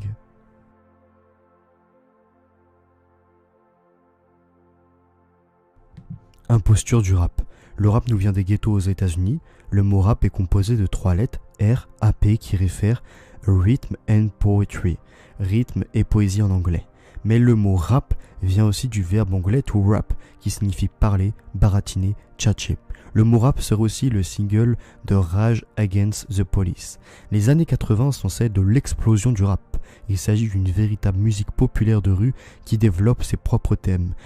D'une part, sous l'influence de la Zulu Nation d'Africa, Bambata, qui voyait dans le hip-hop le moyen d'éloigner les jeunes de la drogue et des gangs et d'émuler leur créativité. D'autre part, en tant que témoignage d'une vie difficile, rap hardcore. Initialement issu des quartiers défavorisés, le rap à ses débuts est souvent un exutoire au mal-être et aux revendications des jeunes qui les habitent. Mais on le voit bien aujourd'hui, c'est l'effet inverse qui s'est produit, les propos violents ou crus sont fréquents. Volontiers, provocateur, inspire à faire des délits. Le rap est à la fois un phénomène social et une forme artistique à part entière. La culture hip-hop, dont le rap est popularisé pour la première fois en France, est répandue partout dans le pays grâce à l'animateur DJ et musicien Sydney, dont l'émission Hip-Hop, diffusée sur TF1 de janvier à décembre 1984, est la première au monde entièrement hip-hop. L'essor du rap français se fait à partir des années 1990. Les paroles des rappeurs d'aujourd'hui ne veulent plus rien dire. C'est un appauvrissement du langage, l'utilisation des mêmes ondes, la promotion de l'idéologie des trafics pour réussir et obtenir du respect. D'un côté, on trouve la glorification de la violence, du côté gangster, ghetto, de parcours passant par la casse-prison, et de l'autre celui prônant les violences policières, la victimisation.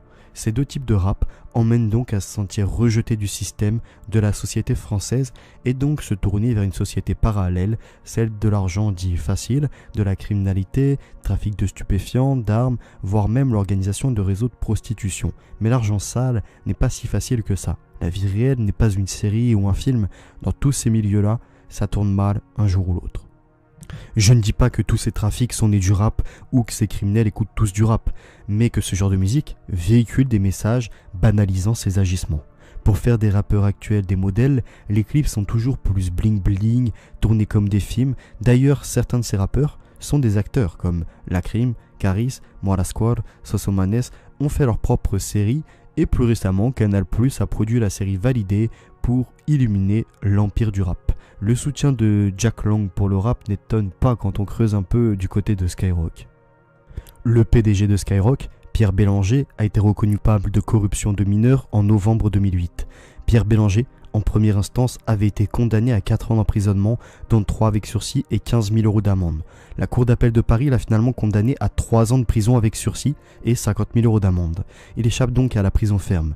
L'accusation reproche à Pierre Bélanger d'avoir favorisé la corruption de Laetitia, 17 ans au moment des faits, en l'initiant à diverses formes de sexualité, notamment de groupes homosexuels ou sadomasochistes, y compris avec la participation de sa sœur aînée. Une ancienne femme du patron de Skyrock a expliqué qu'il préférait des jeunes car cela garantissait un ego et une personnalité peu développée. Dans une note saisie par des policiers, Cathy s'était engagée auprès de Pierre Bélanger à dresser et à amener d'autres jeunes femmes dans le lit du maître. Le 12 avril 2011, Pierre Bélanger est démis de ses fonctions de directeur général. Durant 2 semaines, des personnalités passeront apporter leur soutien pour la radio et également pour Pierre Bélanger. Parmi ces personnalités, François Hollande, Jacques Lang, François Mitterrand, Rachida Dati, Jean-Luc Mélenchon. Le 22 avril 2011, Pierre Bélanger est immédiatement rétabli au poste de président-directeur général fondateur du groupe Skyrock. Le site de blog skyblog.com, fondé par Pierre Bélanger en décembre 2002, est à l'origine du réseau social skyrock.com. Dès son origine, ce site a rencontré un fort succès auprès d'un public jeune, principalement francophone. Le 21 janvier 2010, Skyrock avait été choisi par le service d'information du gouvernement pour diffuser des messages gouvernementaux en direction des jeunes. La plateforme Waga fut lancée en collaboration avec Skyrock. De nombreuses dérives ont vu le jour, avec des mineurs se connectant à leur blog, activant leur webcam, échangeant avec des inconnus, ce qui a amené beaucoup de mineurs à se montrer dénudés ou avec des stupéfiants, alcool, etc. Je me permets d'ajouter une autre information, on reviendra dessus au chapitre 10. À l'été 2002, Pierre Bélanger a connaissance de l'existence du système Alert Amber créé au Texas en 1996 puis étendu à l'ensemble des États-Unis, qui consiste à impliquer tous les médias dans la recherche active d'un enfant disparu. Il imagine aussitôt qu'il soit transposable en France et communique son existence aux autorités. La convention Alerte Enlèvement sera signée en 2004 par les différents diffuseurs et les autorités gouvernementales concernées. Cette initiative lui vaudra la médaille de chevalier de la Légion d'honneur, remise le 14 juillet 2008. La convention Alerte Enlèvement a été déclenchée 24 fois depuis 2006. Doit-on rappeler le nombre de disparitions de mineurs chaque année en France ?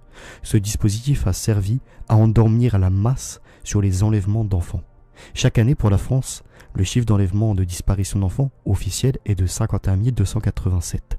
Sur ce chiffre, 49 846 sont des disparitions dues à une fugue. Les enlèvements parentaux représentent 523 disparitions et il y a 918 disparitions inquiétantes. Les réseaux sociaux ont vu le jour aux États-Unis peu de temps après la propagation d'Internet dans les années 1990. Le premier réseau social à avoir réuni toutes les catégories de base pour faire quelque chose de complet est 6degrés.com. En 1997, cependant, en 2000, le site a dû fermer malgré des millions d'utilisateurs par manque d'argent depuis 6degrés.com. La création de nouveaux réseaux sociaux n'a cessé d'augmenter. Les réseaux sociaux sont venus chambouler le social, les interactions entre êtres vivants, le commerce, où tout doit être direct et rapide. Avec leur évolution sur les smartphones, les notifications ont vu le jour. Pour venir, jouer sur vos émotions. Et voici qu'apparaît une notification pour un like, une demande d'amis, un follower, un commentaire, message, un contenu publié par une personne que vous suivez. Cette façon de communiquer change entièrement notre façon de vivre et de consommer.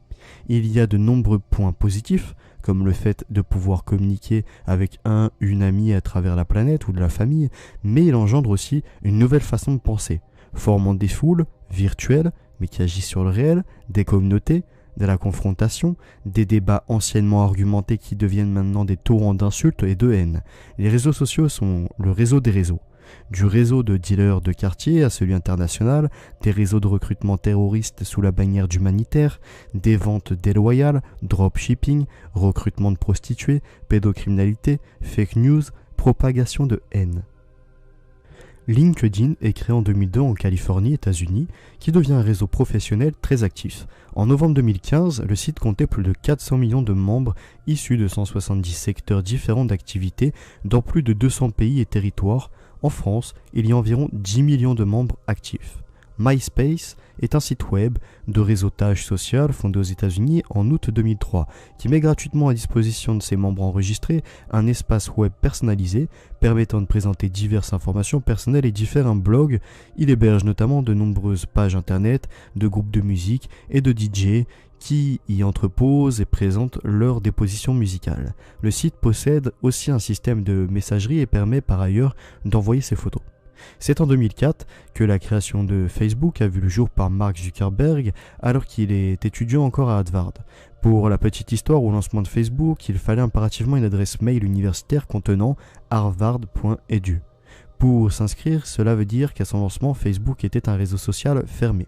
En 2007, Facebook connaît une ascension phénoménale en France. C'est seulement lors de sa mise en ligne traduite en langue française le 10 mars 2008 que les inscriptions montèrent en flèche.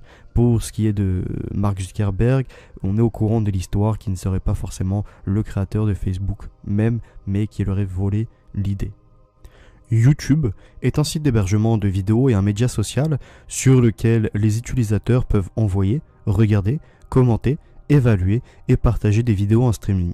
Il a été créé en février 2005 par Steve Chen, Chad Hurley et Jawed Karim, 3 anciens employés de PayPal, et racheté par Google en octobre 2006 pour 1,65 milliard de dollars. Le service est situé à San Bruno en Californie. En 2009, environ 350 millions de personnes visitent chaque mois ce site. Le 28 octobre 2010, l'ensemble des chaînes de YouTube atteint le milliard d'abonnés. En 2020, chaque mois, YouTube compte plus de 2 milliards d'utilisateurs connectés.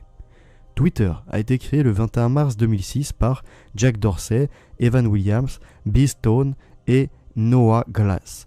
Le service en ligne est rapidement devenu populaire. Le 5 mars 2017, il compte 313 millions d'utilisateurs actifs par mois. 500 millions de tweets sont envoyés par jour et est disponible en plus de 40 langues. Il permet à un utilisateur d'envoyer gratuitement de brefs messages, appelés tweets sur Internet, par messagerie instantanée ou par SMS. Ces messages sont limités à 280 caractères, 140 caractères jusqu'en novembre 2017. Instagram est une application, un réseau social et un service de partage de photos et de vidéos fondé et lancé en octobre 2010 par l'américain Kevin Systrom et le brésilien Michel Mike Krieger. Depuis 2012, l'application appartient à Facebook. Elle est disponible sur plateformes mobiles de type iOS, Android et Windows Phone et également sur ordinateur avec des fonctionnalités réduites.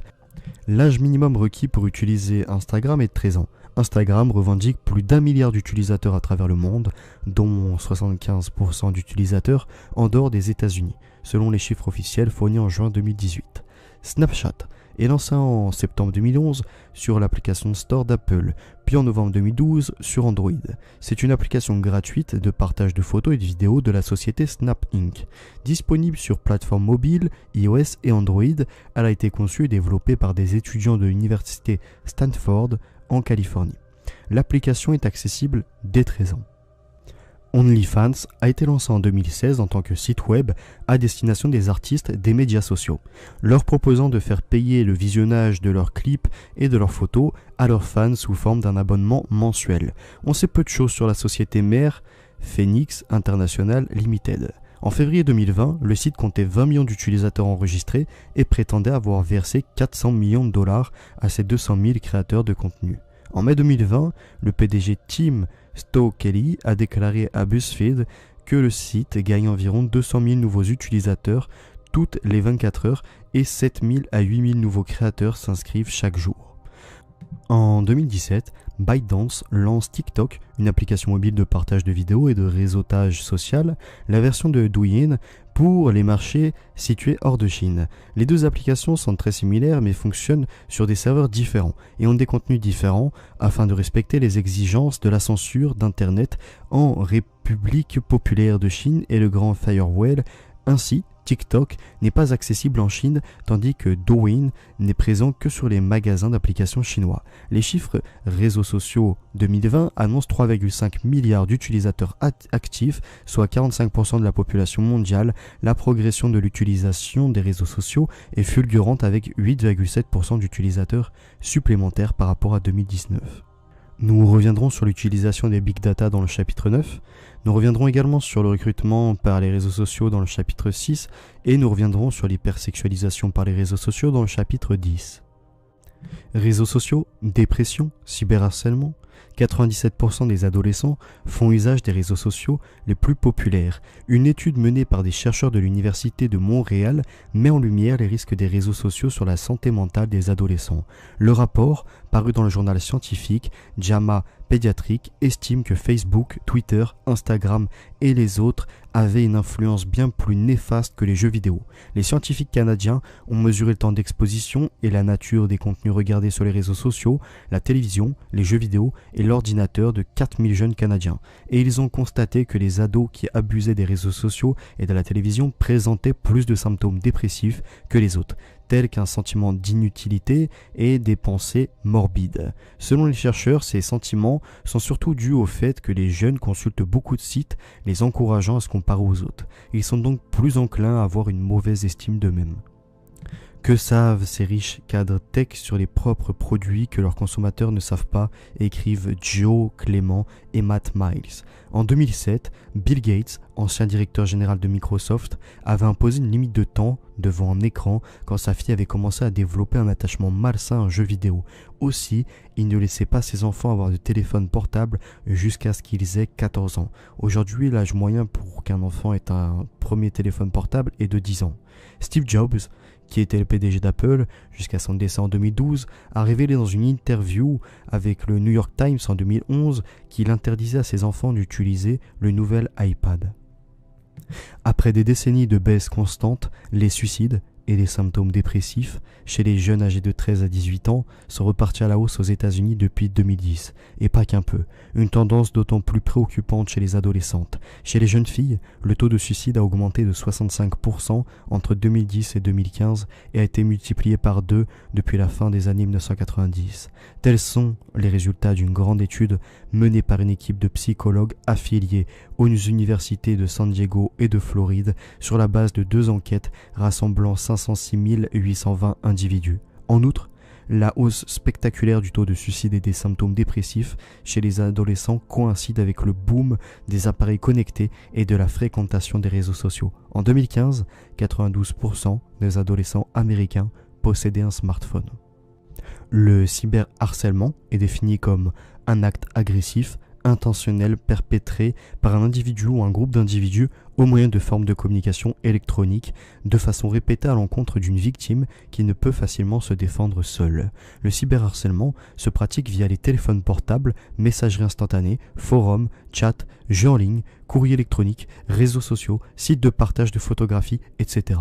Il peut prendre plusieurs formes telles que les intimidations, insultes, moqueries ou menaces en ligne, la propagation de rumeurs, le piratage de comptes et l'usurpation d'identité digitale, la création d'un sujet de discussion, d'un groupe ou d'une page sur un réseau social à l'encontre d'un camarade de classe, la publication d'une photo ou d'une vidéo de la victime en mauvaise posture, le sexting, c'est la concentration de sexe et de texting, on peut le définir comme des images produites par les jeunes 17 ans et moins qui représentent d'autres jeunes et qui pourraient être utilisées dans le cadre de la pornographie infantile.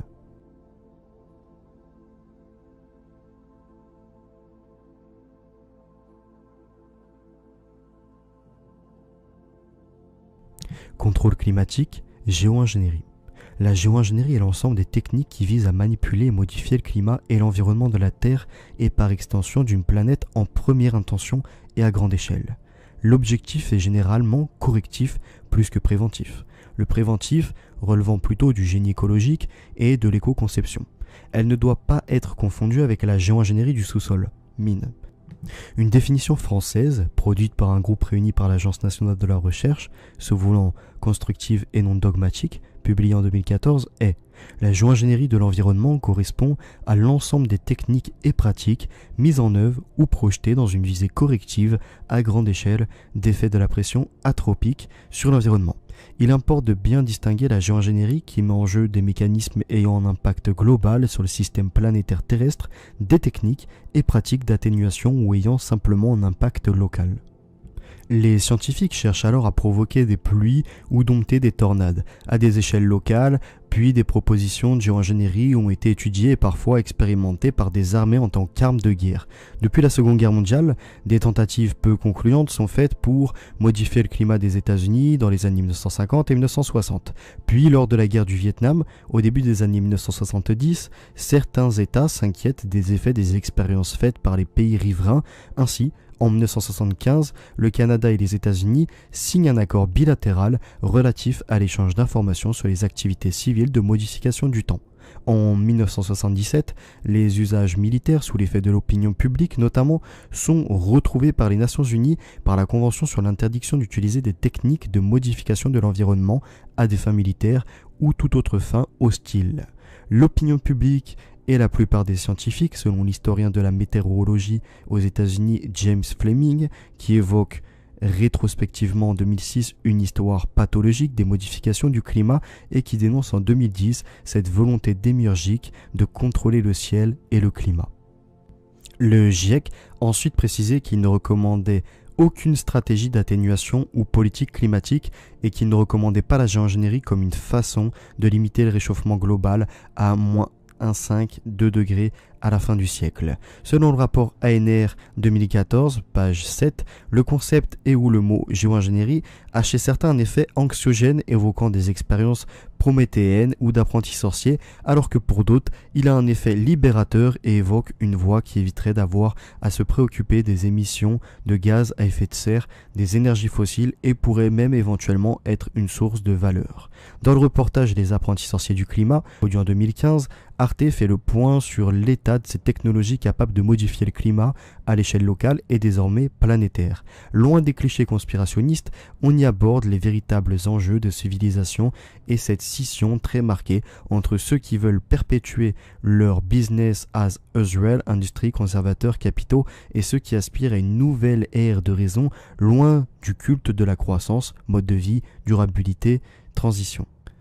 Dans un discours du 29 juin 2016, John Brennan, directeur de la CIA, fait part de sa circonspection pour l'ensemble des technologies rassemblées sous le vocable géo-ingénierie et en particulier pour l'injection d'aérosols dans la stratosphère. Malgré son efficacité pour inverser le réchauffement climatique pour un coût modéré, il en ponte les risques technologiques et géopolitiques.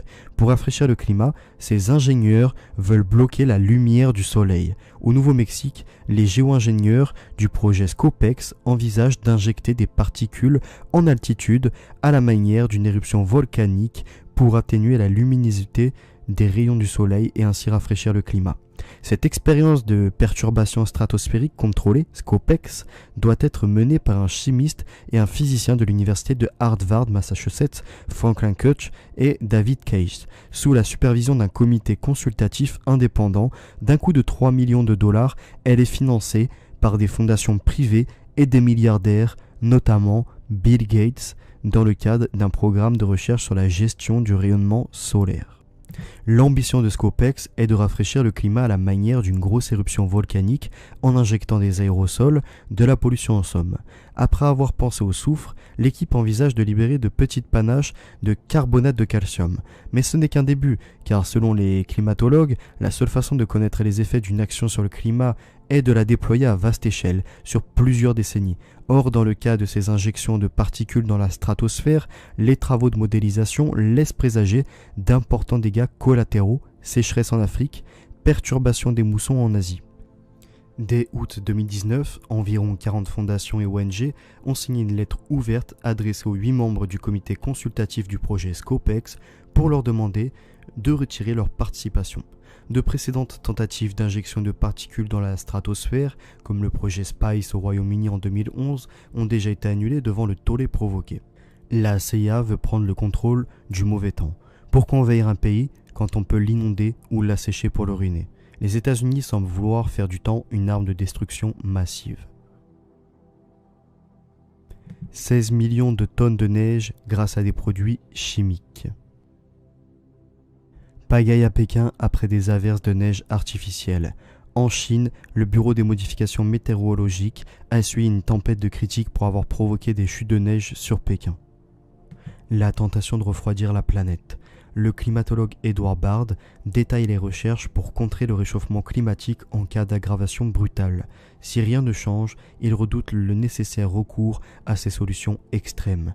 L'ingénierie du climat, un remède controversé, des chercheurs exposent les risques d'une intervention scientifique destinée à refroidir la Terre. Géo-ingénierie assumée en Chine. En novembre 2020, la Chine a révélé son intention d'étendre son programme expérimental de modification de la météo. Son système de modification météorologique couvrira 5,5 millions de kilomètres carrés, soit 1,5 fois la taille de l'Inde. Dans un communiqué, le Conseil des affaires d'État annonce que l'Empire du Milieu disposera de ce système révolutionnaire d'ici 2025 grâce à des avancées technologiques. D'après eux, le gouvernement pourra produire de la pluie, ou de la neige artificielle sur des millions de kilomètres carrés et supprimer la grêle sur 580 000 kilomètres carrés. La technique d'ensemencement des nuages existe depuis longtemps. L'introduction d'iodure d'argent dans des cumulus emplis d'humidité les alourdit et accélère les précipitations. Une étude de la Fondation nationale pour la science aux États-Unis, publiée cette année, confirme que cette technique peut augmenter les chutes de neige dans une vaste zone. Entre 2012 et 2017, la Chine a dépensé plus d'1 milliard d'euros dans ses programmes de modification du temps.